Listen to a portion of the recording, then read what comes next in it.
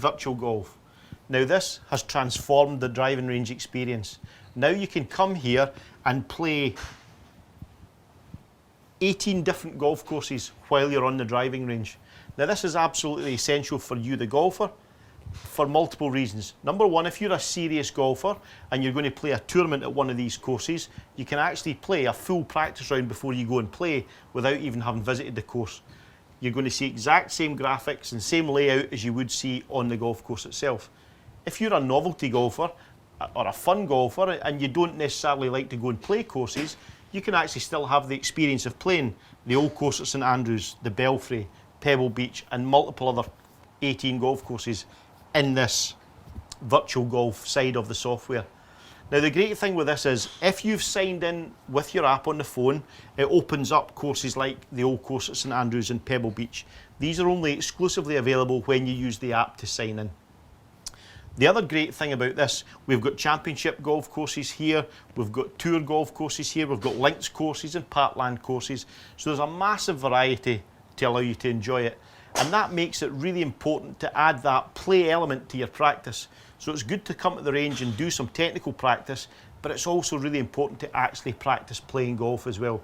You can come off the mat, go through your full routine, you can visualise the shot you're trying to hit, you can picture what your landing zone would look like, you can look at the shape of your shot.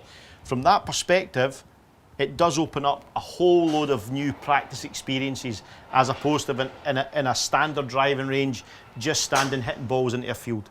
So for example, if we open up the old course at St Andrews, it now gives us multiple options. We can play 18 holes, we can just play the front 9, we can play the back 9, but also we can customise what we want to do. So if you want, you could just play the iconic holes in the old course. You could play 1, 2, 17 and 18. So if you just wanted to play a few holes to finish off your practice session for the day, you could pick the best holes or the most iconic holes on any of these golf courses in virtual golf. That allows you to customise the practice experience to whatever you want.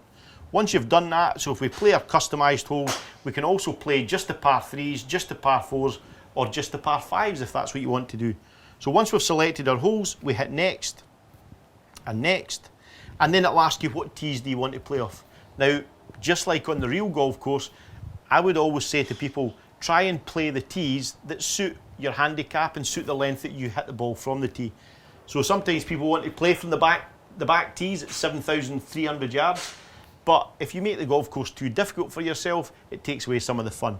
So lots of players will just play from the yellow tees, which are the standard tees, and then start the game. Now this is one of the really important aspects of virtual golf, is you need to select a target line. So on the range, all of the targets are mapped. So from this bay, the 100-yard green, which is that target there, is a perfect line from this mat and this bay. So that's a good start line for us. So we've selected that as our target line. Now every shot we're going to hit from now on, we're going to hit directly over that target line. So then we hit done. And now what you're going to see is, we open up the first hole at St Andrews. So the widest fairway in golf, 137 yards wide. We've got out of bounds down the right hand side, we've got out of bounds down the left hand side, we've got the little swilking burn that runs around the front of the green.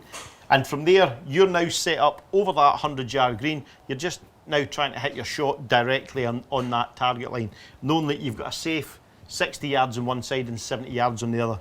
Now if you need to move the aim, so if you'd prefer to aim, and the ideal line off this first tee is at that little bush, so you can actually use your finger on the screen there to just adjust your aim onto that perfect line, which is that small gorse bush at the edge of the swilking burn. Once you've done that, you're good to go. Let's play this hole and see how we get on.